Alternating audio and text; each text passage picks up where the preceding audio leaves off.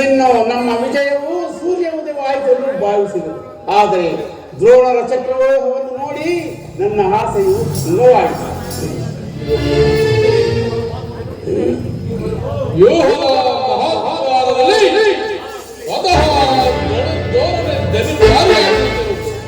ಅವರನ್ನು ಜಯಿಸಿ ವ್ಯೂಹವನ್ನು ಭೇದಿಸುವುದು ಯಾರಿಗೂ ಸಾಧ್ಯವಿಲ್ಲ. ನಿನ್ನೆಯ ದಿನ ಪ್ರಯತ್ನಿಸಿ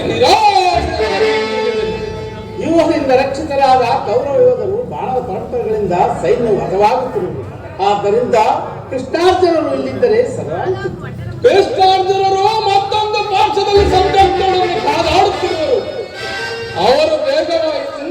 ಅವರು ಬೇಗ ಹಿಂದಿರುಗುವ ಸಂಭವವಿಲ್ಲ. ಹಾಗಾದಕ್ಕೇನಾದರೂ ಒಂದು ಉಪಾಯವನ್ನು ಮಾಡಲೇಬೇಕು ಭೀಮಸೇನ. ಜಾಗ್ರತೆಯಾಗಿ ಒಂದು ಉಪಾಯವನ್ನು ಚಿಂತಿಸಲೇಬೇಕು. ಪರಾಜಯವು ಖಂಡಿತ. ಇದಂತ ಮಾತು ದೊಡ್ಡಪ್ಪ. ನಿನ್ನ ಕೈಯಲ್ಲಿ ಗದೆ ಇರುವಾಗ ನನ್ನ ಪೂಜ್ಯ ತಂದೆ ಕಪಿಧ್ವಜವು ಯುದ್ಧ ಭೂಮಿಯಲ್ಲಿ ಹಾರಾಡುತ್ತಿರುವಾಗ ಪಾಂಡವರಿಗೆ ಅಪಜಯವೇ ಈಗ ನಮಗೆ ಒದಗಿರುವ ಆಪತ್ತೇನು ದೊಡ್ಡಪ್ಪ? ದ್ರೋಣರ ಚಕ್ರವ್ಯೂಹವನ್ನು ಭೇದಿಸುವ ಶಕ್ತಿ ನಮ್ಮಲ್ಲಿಲ್ಲ. ವ್ಯೂಹದಿಂದ ರಕ್ಷಿತರಾದ ಕೌರವ ಯೋಧರ ಬಾಣದ ಪರಂಪರೆಗಳಿಂದ ನಮ್ಮ ಸೈನ್ಯವು ಹತವಾಗುತ್ತಿರುವುದು.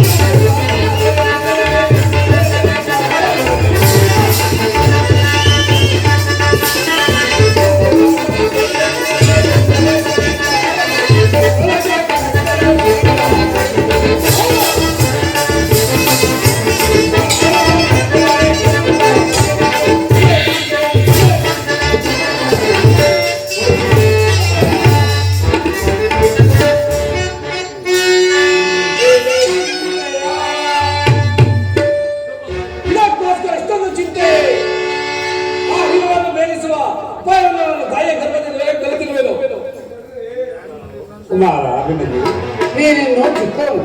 ಈ ಕೆಲಸ ನಿನ್ನಿಂದ ಆಗತಕ್ಕದ್ದಲ್ಲ.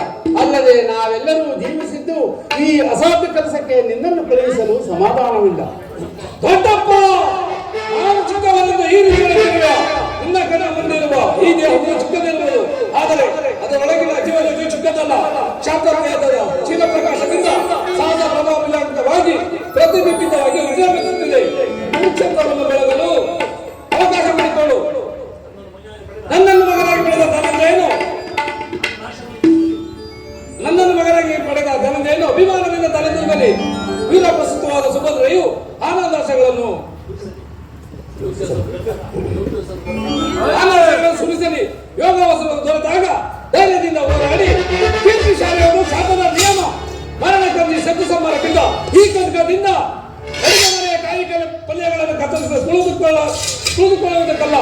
ನಾನು ತಾಯಿಯ ಗರ್ಭದಲ್ಲಿದ್ದಾಗಲೇ ಆ ಚಕ್ರವನ್ನು ಬೇಯಿಸುವ ಉಪಾಯವನ್ನು ಕಲಿತನು. ಈಗ ಅದರ ಉಪಯೋಗಕ್ಕೆ ಅವಕಾಶ ದೊರೆತಿರುವುದು ನನಗೆ ಅನುಮತಿಯನ್ನು ಕೊಡು ತಂದೆ. ನನ್ನನ್ನು ಮಗನಾಗಿ ಪಡೆದ ಧನಂಜಯನು ವೀರ ಪಾರ್ಥನಂತೆ ಪರಾಕ್ರಮಶಾಲಿಯನ್ನೊಂದು ಅಗ್ರಜ, ಅಭಿಮಾನ್ಯುವಿನ ಪ್ರಾರ್ಥನೆಯನ್ನು ನಿರಾಕರಿಸಬೇಡ. ಈ ವೀರ ಬಾಲಕನ ಸಾಧ್ಯ ಮೇಲೆ ಜಲಸೇಚನವಾಗದಿರಲಿ. ಭೀಮಸೇನ, ನಿನ್ನಿಷ್ಟದಂತೆ ಈ ಪ್ರಿಯ ಬಾಲಕನ ಪ್ರಾಣವನ್ನು ನಿನ್ನ ಕೈಯಲ್ಲಿಡುವರು. ಯುದ್ಧರಂಗದಲ್ಲಿ ನೀನು ಅವನನ್ನು ಬಿಟ್ಟಿರಲಾಗದು. ಧನಂಜಯನ ಪ್ರಾಣ ಪದಕವು ಹಚ್ಚಲೇದೆ, ಪುನಃ ಅವನಿಗೆ ಸೇರಲಿ. ಕುಮಾರ, ಹೋಗು, ಜಯಶೀಲನಾಗು. ದ್ರೋಣರ ಚಕ್ರವ್ಯೂಹವು ನಿನ್ನ ಪಾಲಿಗೆ ಪುಷ್ಪವ್ಯೂಹವಾಗದು. ನಿಮ್ಮೆಲ್ಲ ರಾಶಿಗಳನ್ನು ರಚಿಸಿಕೊಂಡು ಬಂದಲು ವಜ್ರಕವಚದಂತೆ ಭಯವೆಲ್ಲುವುದು ದೊಡ್ಡಪ್ಪ.